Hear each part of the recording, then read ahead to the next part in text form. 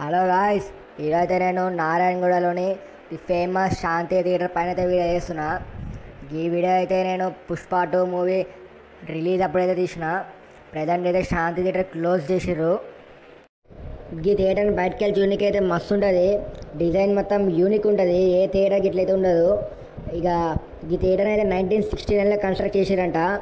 దగ్గరికి వెళ్ళి అయితే డిజైన్ చూస్తారు కదా, మొత్తం కంకర్రాలతో అయితే చేసిర్రు. ఇక నేను లోపలికి అయితే పోతున్నా. నేనైతే బాల్కనీ టికెట్ తీసుకున్నా. ఇక బాల్కనీలోకి వెళ్ళి వ్యూ చూస్తారు కదా, థియేటర్ అయితే మస్తు పెద్దగా ఉంది.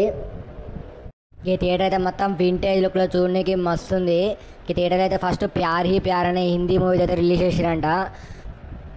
ఈ థియేటర్ అయితే మొత్తం మనకి ఓల్డ్ స్టైల్ డిజైన్లు అయితే ఉంటుంది.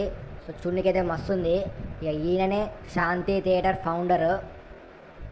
హైదరాబాద్లో ఏ థియేటర్ ఉండదు మనకి ఈ స్టైల్లో. క్యాంటీన్లో ప్రైజెస్ అయితే మస్తు చీప్ ఉండే, ప్రతి ఐటమ్ 100 రూపీస్ బిలోనే ఉండే. నేనైతే కోక్ తీసుకున్నా, 30 రూపీస్ చార్జ్ చేసిర్రు. ఇక ఈ థియేటర్లో మనకి 50+ సౌండ్ బాక్సెస్ అయితే ఉన్నాయి.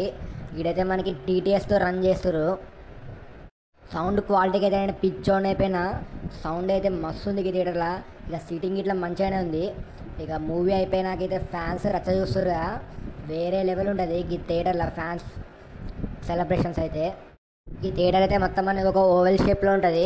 సో థియేటర్లో ఏ కార్నర్లో చూసుకున్నా మనకి స్క్రీన్ అయితే మంచిగా కనబడుతుంది.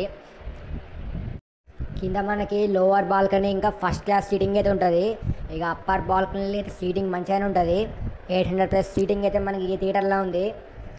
సో ఈ థియేటర్లో అయితే మనకి ప్రైజెస్ అన్నీ రీజనబుల్ ఉంటాయి. సో నాకైతే వర్త్ ఇట్ అనిపించింది. ప్రజెంట్ అయితే ఈ శాంతి థియేటర్ని క్లోజ్ చేసారని చెప్పింది కదా. సో థియేటర్ని అయితే రెనోవేట్ చేస్తారు. రెనోవేషన్ తర్వాత మళ్ళీ రీఓపెన్ అయితే చేస్తారంట. సో ఈ వీడియో కనుక మీకు నచ్చితే లైక్ చేయరు, అండ్ వీడియో అనిపించిందో కామెంట్ చేయండి, అండ్ నా ఛానల్ వెంటనే సబ్స్క్రైబ్ చేసుకోండి.